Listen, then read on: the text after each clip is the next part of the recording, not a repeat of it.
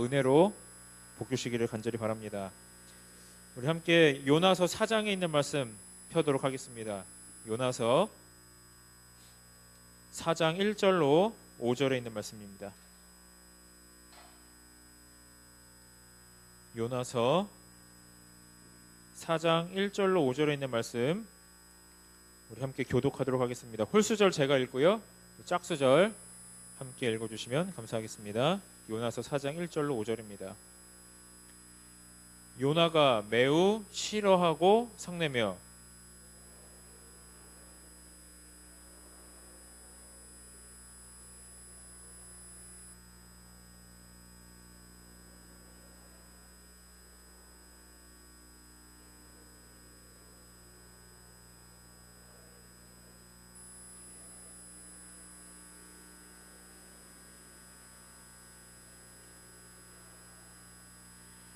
여호와여, 원하건대 이제 내 생명을 거두어 가소서. 사는 것보다 죽는 것이 내게 나음이니이다 하니.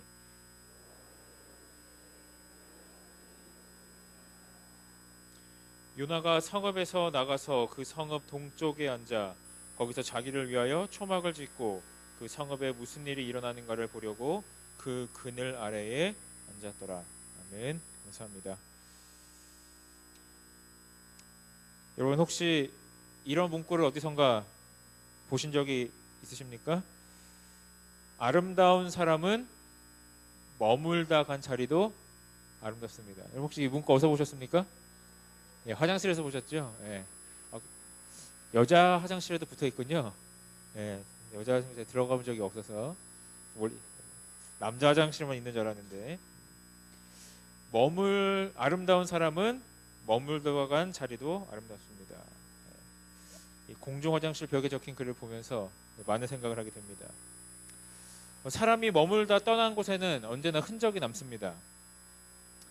결혼식이 끝난 자리에는 뭐가 남을까요? 꽃가루가 남고요. 잔치집에는 음식 부스러기가 남습니다.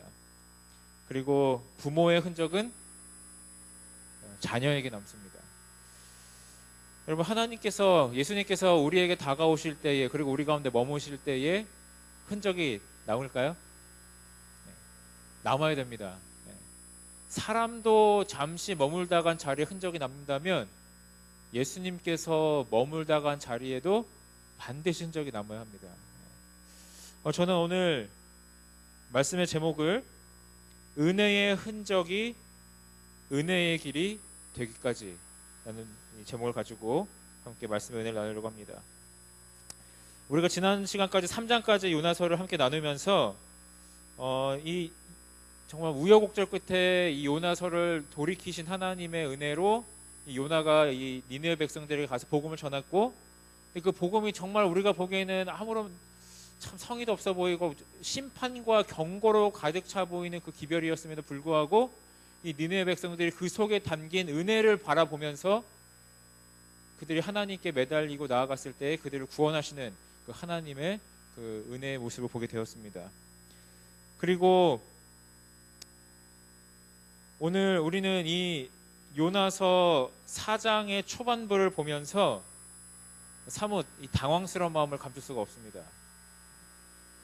이 요나서 4장 1절의 시작이 어떻게 됩니까? 요나서 3장 10절은요 이렇게 시작합니다. 하나님이 그들의 행한 것 곧 그 악한 길에서 돌이켜 떠난 것을 감찰하시고 뜻을 돌이키시사 그들에게 내리리라 말씀하신 재앙을 내리지 아니하시니라 라고 마치는데 4장 10절은 어떻게 시작을 합니까? 4장 1절은요 요나가 이것을 매우 싫어하고 성내며 라고 이야기를 합니다. 이 요나서 4장 1절을 원어로 좀 더 이제 원어에 가깝게 번역을 하면 이렇다고 합니다. 그리고 그것은 요나에게 불쾌한, 즉 대단히 불쾌한 것이었고 그는 그것에 대해 분노하였다. 요나가 분노한 그것이라는 것은 무엇입니까? 니느웨 백성들을 향한 하나님의 뜻을 돌이키시사 그들에게 내리기로 한 그 재앙을 내리지 아니하는 것, 그것에 대하여 요나가 지금 뭐 한 거예요? 매우 싫어하고 심지어는 그것을 불쾌하게 여겨서 하나님 앞에 성을 냈습니다. 여러분, 명세기 선지자가 이 사람이 구원받는 걸 보면서 한두 사람도 아니고 수십만 명이 거하고 있는 그 큰 성읍 니느웨가 구원받는 모습을 보면서 이렇게까지 화를 내고 분노했던 그 이유가 무엇이었을까요? 예, 맞습니다. 개인적인 이유로는 거짓 선지자가 될 우려도 있었고요. 또 다른 이유가 있다면 어떤 이유가 있었을까요? 명색이 선지자지 않습니까? 예. 근데 그들의 구원을 받는 걸 보면서 싫어하고 분노하고 불쾌하여서 하나님 앞에 성내면서 대드는 모습을 우리는 보게 되는 것이죠. 여러분 4장 2절에 보시면은요, 쉬운 성경으로 보면 이렇게 번역이 되어 있습니다. 요나가 하나님 앞에 분노하여 성을 낸 이유가 이렇게 나와 있어요. 요나가 여호와께 불평하며 말했습니다. 나는 고국에 있을 때부터 이런 일이 일어날 줄을 알았습니다. 지금 이런 일이 일어날 줄 알았습니다라는 건 무슨 일이 일어날 줄 알았다는 거예요? 좀만 더 보시죠. 내가 급히 다시스로 도망쳤던 것도 그런 까닭에서였습니다. 지금 자기가 도망가려고 했던데 뭔가 이유가 있었다는 겁니다. 나는 주께서 자비롭고 은혜가 많으신 하나님이라는 것을 알았습니다. 주께서는 노하기를 더디하시고 사랑이 많으시기 때문에 그들을 심판하시기보다 용서해 주시리라는 것을 알고 있었습니다. 지금 요나가 하나님으로부터 도망하려고 했던 그 이유가 지금 비로소 밝혀집니다. 요나 선지자가 하나님의 명령과 부르심을 피해서 도망간 이유가 뭐예요? 하나님의 자비하심과 은혜가 누구에게까지 미쳐질까 봐요? 니느웨 백성들에게까지 은혜가 전해지는 것을 원치 않았어요. 그리고 이 기별이 외쳐질 때 하나님께서 이 성읍을 멸망시키겠다고 하셨지만 그 한편 하나님의 그 품성을 생각할 때에 그는 이들을 회개할 때 그것을 하나님께서 내리지 아니하실 것이라는 것도 요나 선지자는 알고 있었다는 것이죠.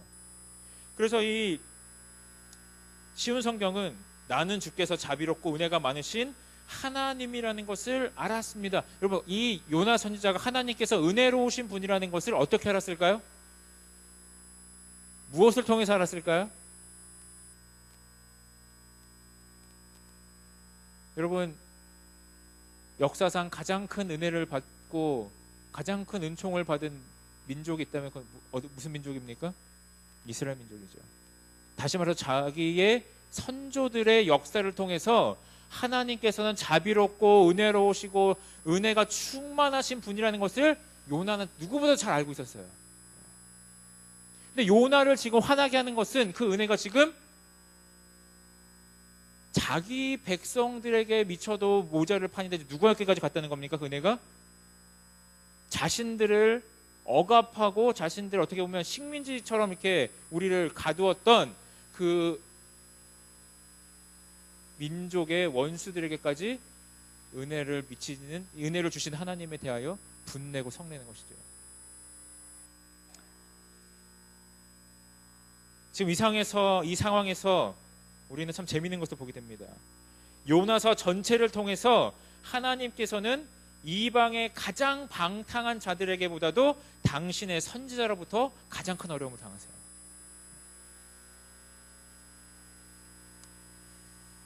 여러분, 요나의 문제는 뭐였습니까? 요나가 이렇게 성내는 것이, 여러분, 하나님 앞에 이렇게 분토하고 이렇게 하나님 앞에 자신의 감정을 다 쏟아놓는 것이 잘못인가요? 시편을 살펴보시면 그런 시들이 수두룩합니다. 하나님께서 그런 것들을 뭐라 하지 않으세요. 하지만 요나가 가진 가장 큰 문제는 뭐냐면 하나님의 은혜를 오해했다는 거예요.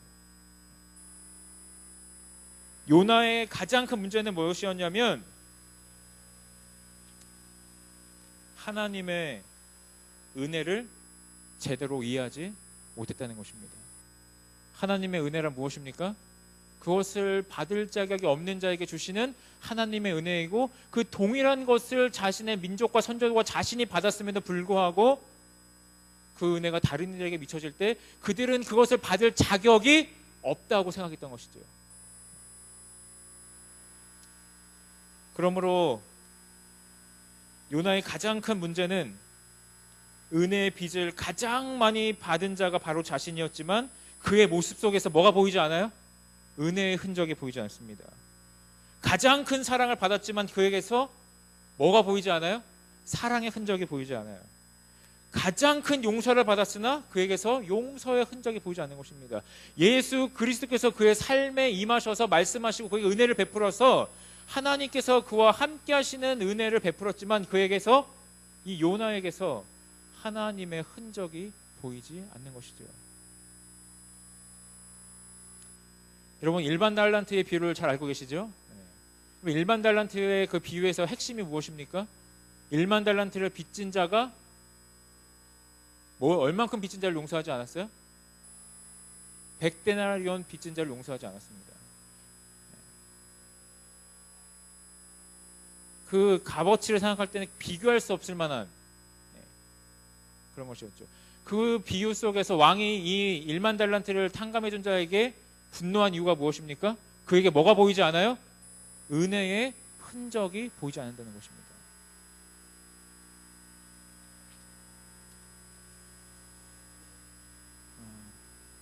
저는 이 말씀을 묵상하면서 저의 모습을 좀 돌아보게 됩니다. 은혜라는 걸 생각할 때마다 하나님께서 너에게 베푸신 은혜가 얼마나 크고, 그 반복되는 실수와 잘못들 속에서도 여전히 하나님께서 나를 목회자로 세우셔서 사용하고 계심에 한없는 은혜와 감사를 느낌에도 불구하고, 그것을 하나님 앞에 감사한다고 불구하고 아침에 무릎 꿇고 말씀을 보면서 기도하고 일어났음에도 불구하고 채 30분이 지나지 않아서 내 말을 듣지 않는, 일어나라는 말을 일어나지 않는, 지금 빨리 가서 이제 옷 입으라고 했는데 입지 않는 우리 어린 아이들을 보면서 때로는 분노하는 제 모습을 보게 되는 것이죠. 분명히 무엇은 받았는데요? 은혜는, 말할 수 없는 은혜는 받아왔는데 때로는 우리의 모습 속에서, 그리고 나의 모습 속에서 뭐가 보이지 않아요? 은혜가 보이지 않아요. 은혜의 흔적이 보이지 않는 것이죠. 오늘 우리는 이 예배당에서 하나님의 말씀 속에서, 하나님 임재 속에서 큰 은혜를 받고 돌아가는데, 집에 운전하다 어떤 차가 깜빡이도 안 켜고 확 들어오면 어때요? 때로는 확 올라오기도 합니다. 오늘 어쩌면 이 요나가 저보다 훨씬 나은 사람이다라는 생각을 하게 됩니다. 적어도 제 처음에 이 요나서를 그냥 봤을 때, 이렇게 통독할 때는 참 어떻게 이렇게까지 할까, 선지자가 돼가지고 참 못났다 이런 생각을 좀 했었어요. 알고 보니까 누가 더 못나요? 제가 더 못나요.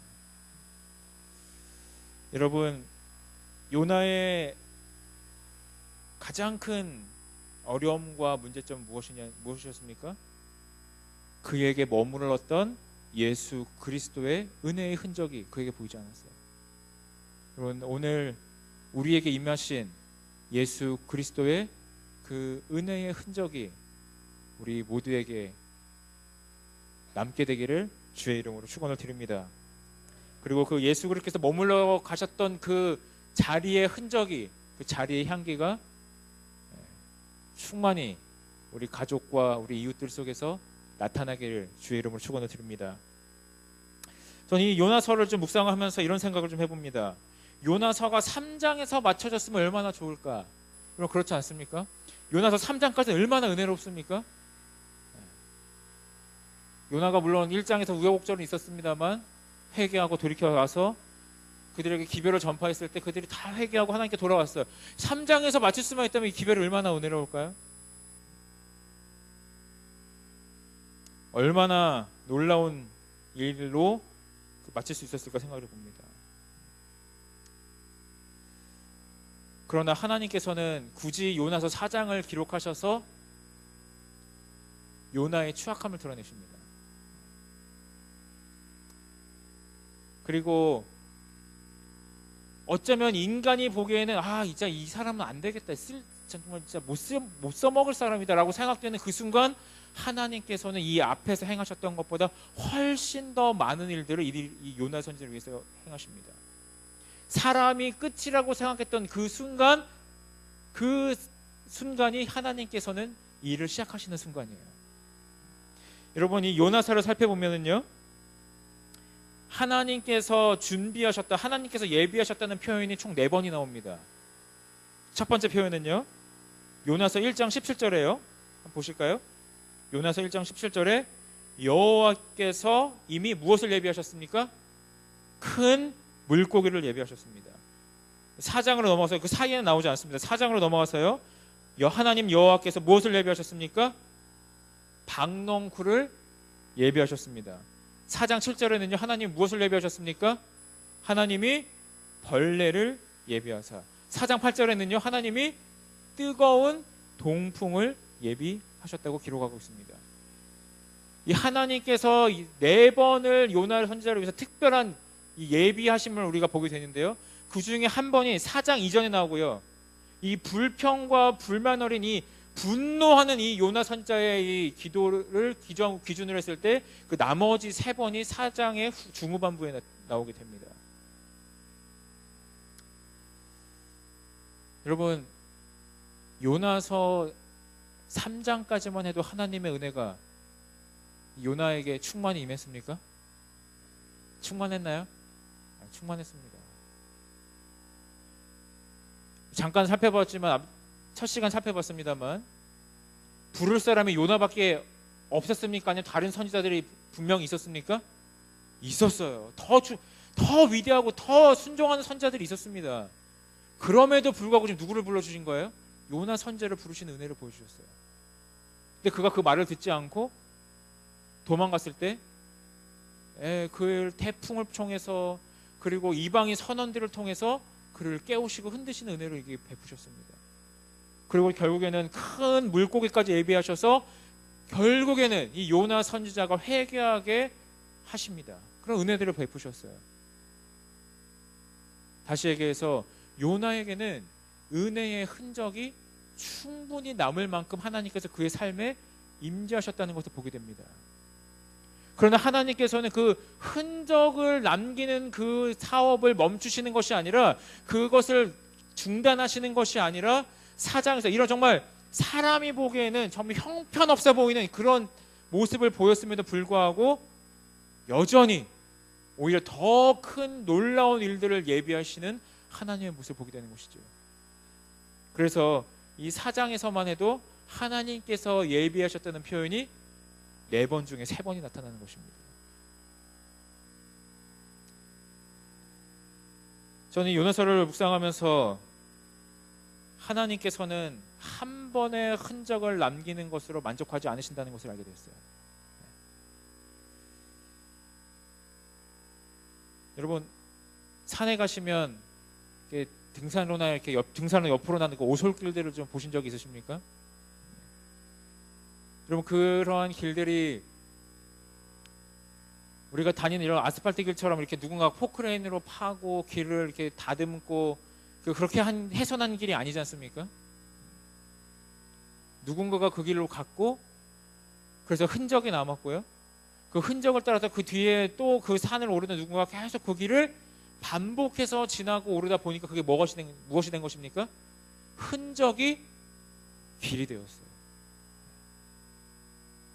그리고 그 길로 점점 더 많은 사람이 지나가다 보니까 그 길이 뭐가 됐습니까? 나중에는 대로가 됩니다.